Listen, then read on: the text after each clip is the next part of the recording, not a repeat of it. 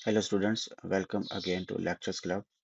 आज जो हमारा टॉपिक है जी, ये डिस्क्रीट मैथमेटिक्स के हवाले से हमारे जो सीरीज़ है उसका पहला टॉपिक है। इसमें हम डिफ़ाइन करेंगे कि मैथमेटिक्स की लैंग्वेज में सेट किसको कहते हैं और सेट को किस तरह से लिखा जाता है या सेट को स्पेसिफाई करने का क्या मेथड है। इसके अलावा कुछ यूज़फुल सेट्स के बारे में भी हम डिस्कस करेंगे कि कौन से ऐसे सेट्स हैं जो कि डिस्क्रीट मैथमेटिक्स में इस्तेमाल में आते हैं और बहुत यूज़फुल हैं। इसके अलावा दो इम्पोर्टेंट कॉन्सेप्ट्स हैं, जैसे कि एम्प्टी सेट का हो गया या इक्वल सेट्स का हो गया। हम इसको भी डिस्कस करेंगे कि क्योंकि स्टूडेंट्स को अक्सर मैं देखता हूँ कि इन दो कॉन्सेप्ट्स में जो कि बहुत आसान है, इनको समझने में मुश्किल होती है। स्पेशली जो एम्प्टी सेट के हवाले से है, ये स्टूडेंट्स अक्सर एग्ज़ाम के अंदर गलत कर देते हैं। एम्प्टी सेट को लिखने का तरीका उनको नहीं आता और वो एम्प्टी सेट को जो स्पेसिफाई करते हैं वो गलत करते हैं। उसकी वजह से जो है वो क्वेश्चन उनका जो है वो ख़राब हो जाता है। तो चलिए आज का लेक्चर जो है वो स्टार्ट करते हैं।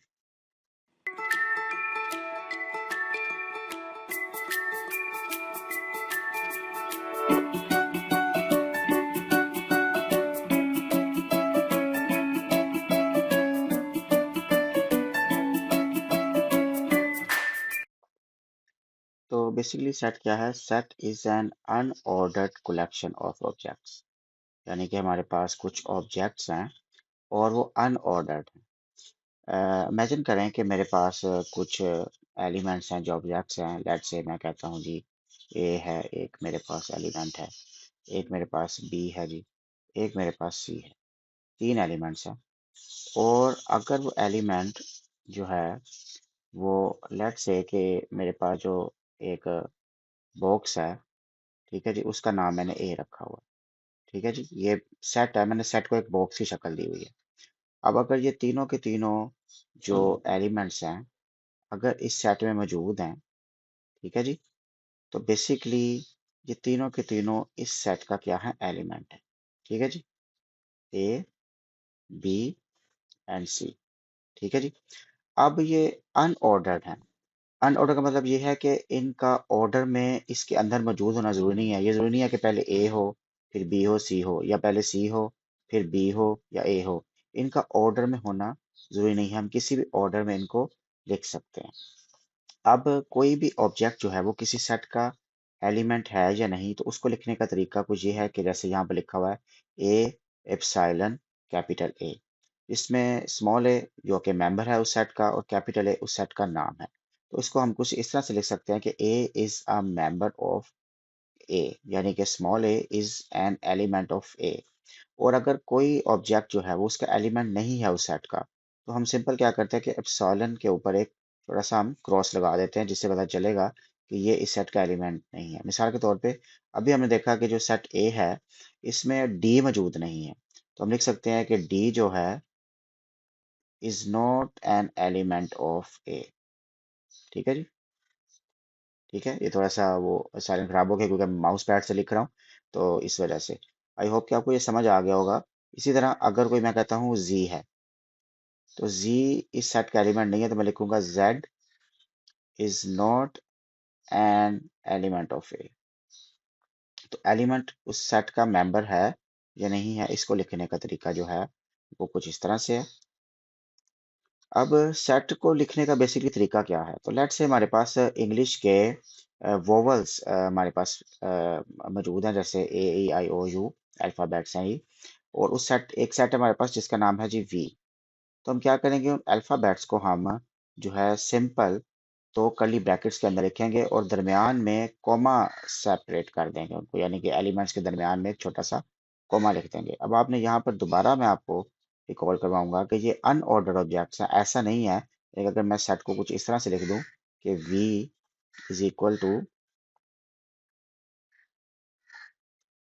ई लिख दूं, फिर मैं जी आई लिख दूं, ठीक है जी, फिर मैं u लिख दूं, ठीक है जी, फिर मैं a लिख दूं, ठीक है जी, सिमिलरली मैं जो है वो एंड पे o लिख दूं, ठीक है जी। तो फिर भी ये सेट ही होगा। ऐसा नहीं है कि हम कहेंगे ऑर्डर चेंज हो गया है तो ये सेट नहीं है, क्योंकि सेट की डेफिनेशन में देखा था कि सेट इज एन अनऑर्डर्ड जो है वो एलिमेंट्स होते हैं उसके अंदर। सिमिलरली एक और सेट है हमारे पास जी, जिसको हमने ओ से रिप्रेजेंट किया हुआ है, odd positive integers lesser than 10। तो हमने जो पॉजिटिव इंटीजर्स थे, हमें पता है कि ओड नंबर जो होते हैं वो 1 से स्टार्ट होंगे, तो 1 3 5 7 9, जो कि 10 से कम है, तो हमने उनको कुछ इस तरीके से लिखा हुआ है, और इनका भी ऑर्डर में होना जरूरी नहीं है। सिमिलरली सेट को लिखने का तरीका ये है कि हमारे पास अब इंटीजर्स या हमारे पास ऑब्जेक्ट्स की तादाद बहुत ज़्यादा बढ़ गई है, और अगर वो ऑब्जेक्ट्स एक तरह के हैं या एक सीक्वेंस में आ रहे हैं, एक स्पेसिफिक रेपिटेशन फार्मूला है उनका या रिकर्सिव रिलेशन है उनका, तो हम उनको इस तरह से लिख सकते हैं कि हम उस सीक्वेंस के या रिकर्सिव रिलेशन के कुछ एलिमेंट्स को स्पेसिफाई कर दें, ठीक है। उसके बाद तीन डॉट्स लगाएं सॉरी, और आखिरी एलिमेंट लिख दें।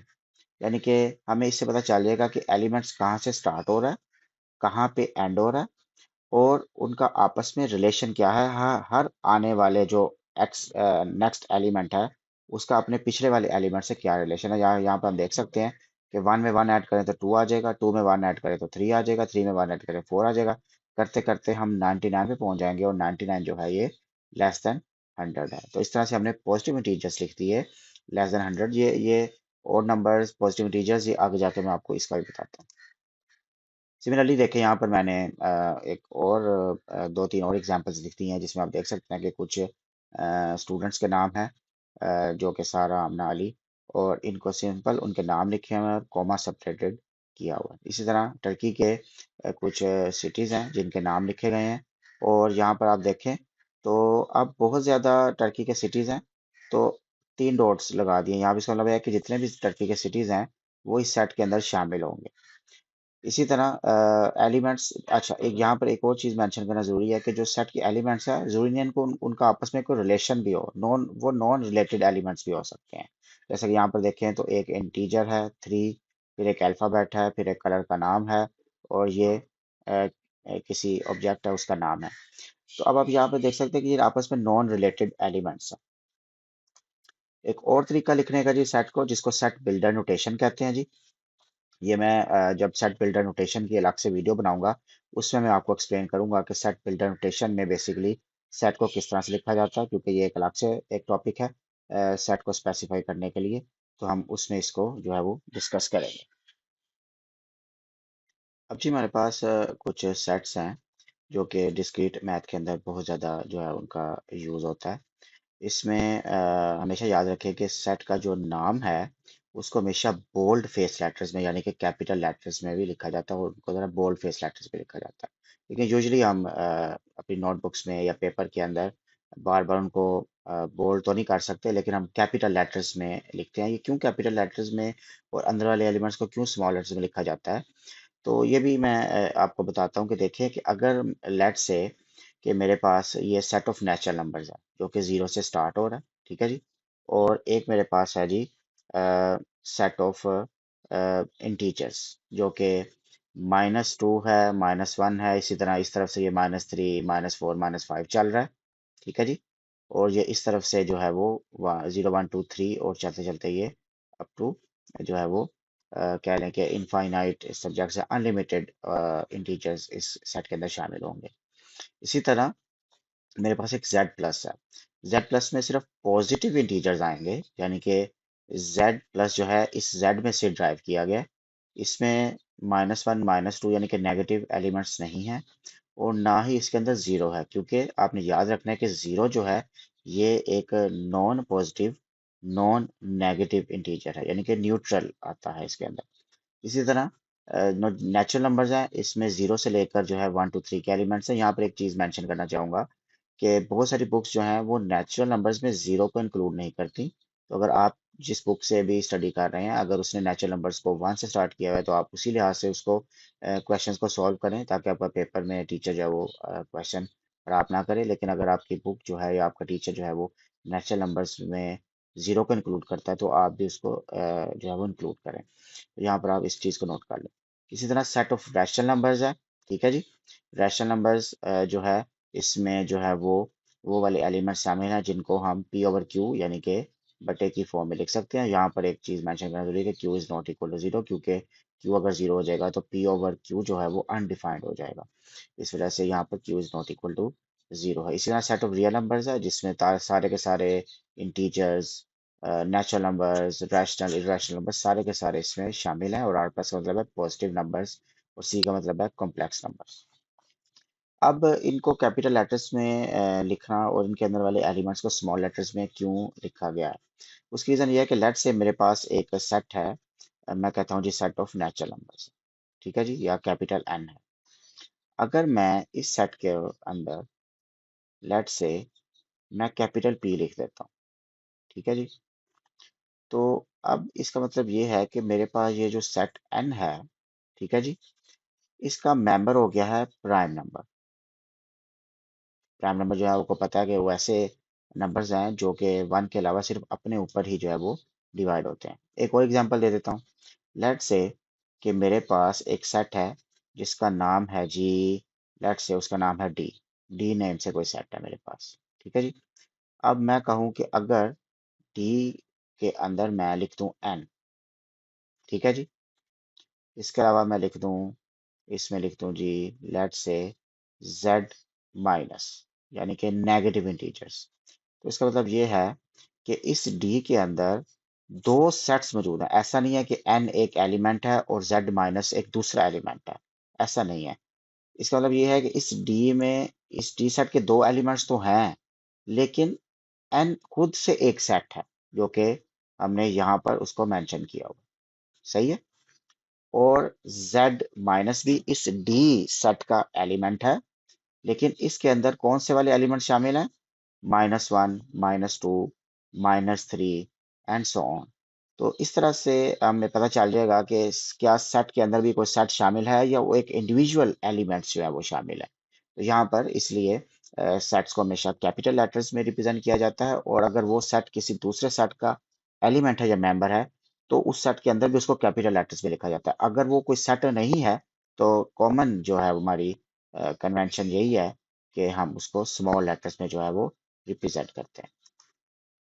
ये देखिए जी, इसी की एग्जांपल है कि सेट के अंदर भी एलिमेंट्स जो है वो सेट्स हो सकते हैं। जैसे कि यहाँ पर देखें, इस सेट के अंदर, सेट एस के अंदर अब देखें कि वन एक एक ऐसा सेट है जिसका एलिमेंट वन है, वो इस सेट एस का एलिमेंट है। इसी तरह एक और सेट है उसका जो है वो एक एलिमेंट टू है। इसी तरह एक और सेट है जिसका एलिमेंट थ्री है। तो ये तीनों के तीनों सेट्स जो हैं, जो सिंगल एलिमेंट वाले सेट हैं, वो एक सेट एस का एलिमेंट है। और सेट एस के अंदर बेसिकली तीन एलिमेंट्स आ जाएंगे, एक ये एलिमेंट है, एक दूसरा ये एलिमेंट है और तीसरा ये एलिमेंट है। इसी तरह आप देखें तो सेट टी है, इसमें एक एलिमेंट ये है, फिर दूसरा एलिमेंट यहाँ पर आ जाता है और तीसरा एलिमेंट ये है। तो ये कॉमा सेपरेटेड एलिमेंट्स है। अब यहाँ पर आप देख सकते हैं कि इसके अंदर एक सेट है जिसका एलिमेंट एक है। इसके अंदर देखें तो एक सेट है जिसके अंदर एक और सेट है और उसका एलिमेंट टू है। और आखिर में इसको देखें तो इसमें क्या है, इसमें एक सेट है जी, उसके अंदर एक और सेट है और फिर उसके अंदर एक और सेट है और फिर उसका एलिमेंट जो है वो थ्री है। तो यहाँ पर ये चीज नोट करना जरूरी है कि वन जो है ये कभी भी इक्वल नहीं होगा इस सेट के इक्वल, क्योंकि वन एक सिंबल, एक नंबर है, कोई रियल नंबर है या कोई इंटीजर है, ठीक है जी। लेकिन ये जो वन है ये एक सेट का एलिमेंट है, तो ये दोनों आपस में इक्वल नहीं हो सकते। इसी तरह ये वाला जो सेट है जिसके अंदर एक एलिमेंट है, ये इसके सेट के इक्वल नहीं हो सकता, क्योंकि इस सेट के अंदर एक एलिमेंट ऐसा है जो कि खुद भी सेट है और फिर वन उसका एलिमेंट है। और इसी तरह इसके साथ भी यही सिनेरियो है कि ये आपस में इक्वल नहीं हो सकते। ये all sets are different from each other. They should not be considered as same or similar objects. अब देखते हैं जी एम्प्टी सेट क्या है। एम्प्टी सेट बेसिकली वो सेट है जिसमें कोई भी एलिमेंट नहीं होता, उसका एलिमेंट जीरो होता है, ठीक है जी। यानी कि जीरो उसका एलिमेंट का मतलब ये है कि उसके अंदर कोई भी एलिमेंट नहीं होता, बिल्कुल एम्प्टी होता है, खाली होता है। जैसे कि यहाँ पर आप देख सकते हैं कि यहाँ पर एक सेट बना हुआ है जिसमें कोई एलिमेंट नहीं लिखा हुआ। अब इसको लिखने का तरीका क्या है कि या तो हम सिंपल एक फाई जो है वो एक ग्रीक जो लेटर है उससे रिप्रेजेंट करते हैं, या सिंपल हम दो ब्रैकेट्स लगाते हैं और दरम्यान में कोई एलिमेंट नहीं लिखते। यहाँ पर जो स्टूडेंट्स गलती करते हैं, जो अक्सर मैं एग्जाम में देखता हूँ, वो ये करते हैं कि स्टूडेंट्स जो है ना एम्प्टी सेट को कुछ इस तरह से स्पेसिफाई करते हैं, यानी कि वो एक सेट बनाते हैं, उसके अंदर जो है वो ऐसे फाइल लिखते हैं और इसको फिर क्लोज कर देते हैं। वो कहते हैं जी ये एम्प्टी सेट है, ये एम्प्टी सेट नहीं है। आप इसको कुछ इस तरह से कंसीडर करें कि लेट से मेरे पास एक एम्प्टी सेट है, ठीक है जी, मैं इसको एम्प्टी सेट बनाता हूँ। अब मैं इस एम्प्टी सेट के अंदर एक और एम्प्टी सेट अगर बना दूँ, तो मुझे बताएं कि ये जो बाहर वाला सेट है, क्या ये एम्प्टी है? ऐसा नहीं है, क्योंकि जो बाहर वाला सेट है उसमें जो है वो आप देख सकते हैं कि एक और सेट उसका एलिमेंट है, ठीक है, और वो सेट बेशक खाली है, ठीक है। ये बाहर वाला जो सेट है ये एम्प्टी नहीं है, इसमें एक एलिमेंट मौजूद है जो कि एक एम्प्टी सेट है। तो ये बड़ा इंपॉर्टेंट था, इसलिए मैंने यहाँ पर स्पेसिफाई किया, क्योंकि स्टूडेंट्स ये गलतियां करते हैं और मैं अक्सर इनको रेक्टिफाई भी करता हूँ, स्टूडेंट्स को बताता भी रहता हूँ, लेकिन फिर भी स्टूडेंट जो है वो गलती कर बैठते हैं। अब है जी हमारे पास इक्वल सेट्स। तो याद रखिए कि दो सेट्स सिर्फ एक ही सूरत में इक्वल होंगे, जब उनके नंबर ऑफ एलिमेंट्स इक्वल होंगे। यानी कि अगर एक सेट के अंदर 5 एलिमेंट्स हैं तो दूसरे अंदर भी 5 एलिमेंट्स होंगे, और एलिमेंट्स भी सेम होंगे। यानी कि ऐसा नहीं है कि इस सेट के अंदर एलिमेंट्स कुछ और हैं और दूसरे सेट के अंदर एलिमेंट्स कुछ और हैं, तो फिर वो इक्वल सेट्स नहीं होंगे। अब यहाँ पर आप देख लें कि यहाँ पर ऑर्डर में लिखा हुआ है 1 2 3 4 5, लेकिन यहाँ पर ऑर्डर में नहीं लिखा हुआ। इसलिए ये हमारी बात को जो है वो वेरीफाई भी करता है, जो शुरू में जो हमने डेफिनेशन पढ़ी थी सेट्स की, कि सेट्स जो है वो अनऑर्डर्ड कलेक्शन ऑफ ऑब्जेक्ट्स है। एक और चीज को मेंशन करना जरूरी है कि यहाँ पर इस सेट पर गौर करें तो यहाँ पर 3 जो है उसको 2 बार लिखा हुआ है, यानी कि 2 बार 3 को लिखा हुआ है, ठीक है जी। एक यहाँ पर लिखा हुआ है, एक यहाँ पर लिखा हुआ है।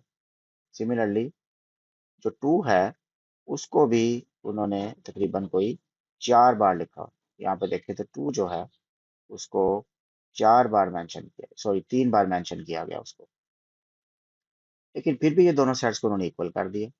अब रीजन ये है कि सेट के अंदर एलिमेंट्स को सिर्फ एक ही दफा लिखा जाता है। ये वैसे भी कोई लॉजिकल नहीं है कि एक एलिमेंट है ही एक, उसको 3 3 बार लिखने की क्या जरूरत है।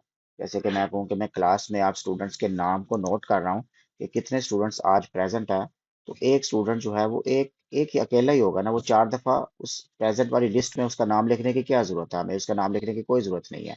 वो अकेला ही है, इसलिए उसका नाम एक ही दफा आएगा। तो ये चीज़ें ज़रूरी है समझना कि कब दो सेट्स जो है वो इक्वल होते हैं। आई होप कि आपको आज का लेक्चर पसंद आ गया होगा। अगर ऐसा है तो आपने चैनल को सब्सक्राइब भी करना है, इस वीडियो को लाइक भी करना है और अपने दूसरे स्टूडेंट के साथ शेयर भी करना है। अल्लाह हाफिज़।